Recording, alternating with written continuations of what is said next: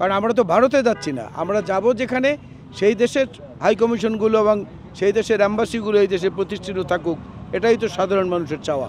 ভারতের বিষয়গুলো হচ্ছে আমাদের জন্য খুব দুঃখজনক, কারণটা হচ্ছে তারা এখনও পালিয়ে যাওয়া আওয়ামী লীগের চোখে বাংলাদেশকে দেখে। তবে তাদের মনে রাখা উচিত যে আগরতলা এখন চকির তলায় গিয়ে ঢুকেছে। আমরা বলছি যে সংস্কারের কথা বিএনপি প্রথম জাতির উদ্দেশ্যে বলেছে। বিএনপি বলছে যে একটা নির্দিষ্ট সংস্কারের কর্মকাণ্ড সেরে তারপরে একটা নির্বাচিত সরকারের কাছে ক্ষমতা হস্তান্তর করা হোক। এই মুহূর্তে তো কেউ নির্বাচন চাচ্ছে না। এই মুহূর্তে বলতে বোঝা যায় যে এই ঠিক এখন সেভাবে তো চাচ্ছি না।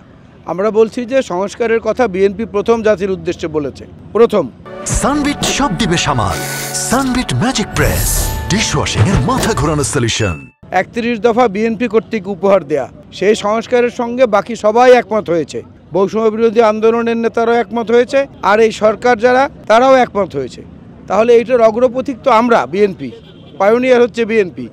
তো বিএনপি যেহেতু পায়োনিয়ার, বিএনপির যে দাবি সেই দাবিগুলো হওয়া উচিত অগ্রাধিকারযোগ্য। বিএনপি বলছে যে একটা নির্দিষ্ট সংস্কারের কর্মকাণ্ড সেরে তারপরে একটা নির্বাচিত সরকারের কাছে ক্ষমতা হস্তান্তর করা হোক। জনগণের মালিকানা, সাংবিধানিক দাবি যেটা, সেই মালিকানা জনগণের কাছে ফেরত আসুক। তারপরে বাকি সংস্কারগুলো সেই জনগণের ম্যান্ডেট অনুযায়ী ওই নির্বাচিত সরকার সম্পন্ন করবে।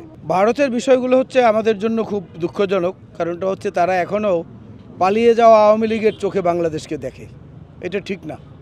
পালিয়ে যাওয়া আওয়ামী লীগের বাইরে বাংলাদেশের বৃহত্তর জনগোষ্ঠী রয়েছে যারা এই দাদাগিরি পছন্দ করেন না। তারা মনে করেন আমাদের জাতীয় স্বার্থের ব্যাপারে যেটা করা প্রয়োজন সেটা আমরা করবই, আমরা অঙ্গীকারাবদ্ধ। কারণ আমরা তো যুদ্ধের মাধ্যমে রক্ত দিয়ে, মা বোনদের সম্ভ্রম দিয়ে দেশটার স্বাধীনতা সার্বভৌমত্ব অর্জন করেছি। এটা কারো দাদাগিরি পাওয়ার জন্য নয়। ভারত যদি ভারতকে জাতীয় স্বার্থের সঙ্গে বাংলাদেশের জাতীয় স্বার্থকে সমান সম্মানের চোখে দেখে, শ্রদ্ধার সঙ্গে দেখে, তাহলে সেটা উভয় দেশের জন্য উপকার হবে। আমাদের পরবর্তী প্রজন্ম যারা, তারা ভিসা পাচ্ছে না এই জটিলতার কারণে। কারণ তারা ভারত যেতে না পারলে দিল্লিতে কিভাবে ইউরোপীয় ইউনিয়নের হাইকমিশন তারা ফেস করবে, যেখানে এখানেই বন্ধ। ওদিকে ভারতের ব্যবসায়ীরা, ভারতের নির্দিষ্ট কিছু জায়গায় ডাক্তাররা, নার্সরা, তারা পর্যন্ত হাহাকার করছে যে তাদের ব্যবসা পথে যেতে বসেছে। সুতরাং সেটা ডক্টর ইউনূস সাহেব যথার্থই বলেছেন যে এই হাইকমিশনগুলো বা এই অ্যাম্বাসিগুলো যদি বাংলাদেশে আসে, তাহলে আমাদের যারা বাইরে যাওয়ার জন্য নানা ব্যাপারে আগ্রহী থাকে তাদের ভোগান্তিটা কমে। আমাদের জনগণের স্বার্থেই কথাটি বলা হয়েছে। কারণ আমরা তো ভারতে যাচ্ছি না, আমরা যাব যেখানে সেই দেশের হাইকমিশনগুলো এবং সেই দেশের অ্যাম্বাসিগুলো এই দেশে প্রতিষ্ঠিত থাকুক, এটাই তো সাধারণ মানুষের চাওয়া। সেই কথারই প্রতিধ্বনি তিনি করেছেন। সেইটা করছে ভারত সরকারের অতি উৎসাহী একটা অংশের সমর্থনে। তবে তাদের মনে রাখা উচিত যে আগরতলা এখন চকির তলায় গিয়ে ঢুকেছে।